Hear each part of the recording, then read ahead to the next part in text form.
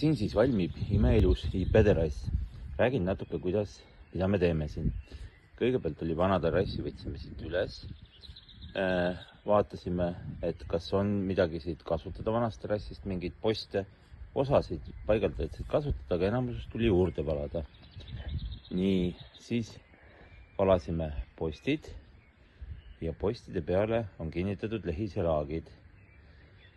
Ja lehiselaagid on siis 50 korda 150 ja hööveldatud, et oled ilusti sirged.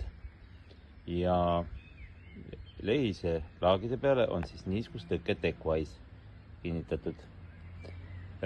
Alus karkass peab olema hästi kvaliteetne, kuna selline laudis, IP-laudis, mis kestab 50+ aastat, peab samuti ju ka alumine poolesti vastu pidama. Nii, siis on meil kinnitatud roovitus. Roovitus on samuti eksootiline puit, ehk siis Brasiilia päritolu Angelina Pedro. Ja selle peale kinnitatakse siis IP laudis lõpuks niisugused sama värvi klambrid, 4 huukklambrid ehk 4 kõrvaga klambrid, mis hoiavad ideaalselt seda paigas IP-terrassi. IP-terrassil on veel laudisel on siis selline otsatapp, et nad ikkagi läheksid ilusti kokku omavahel, sellepärast et eksootilist puitu ei soovitata väga pikka panna. Meil on siin sellised pikkused nagu 950, 1250 ja 1850 mm, erinevad pikkused. Ja need siis lähevad nii-öelda randomina kokku. Ja jääb tegelikult tulemus väga ilus ja terrass peab vastu, nagu juba öeldud, 50+ aastat.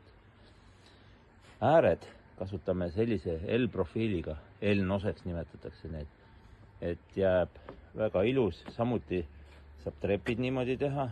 Siin on juba näha, kuidas äär on selle sama L-nosega ja tulevad siis ka trepid niimoodi.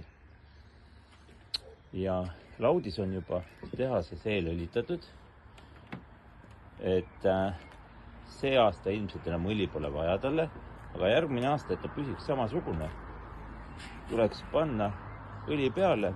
Meil on niisugune spetsõli väikese UV kaitsmaga ja pisut toonitud. Vot nii, ja natukese aja pärast ongi palju sellise terrassi paigaldus võtab umbes 2-3 nädalat aega, et see korralikult teha.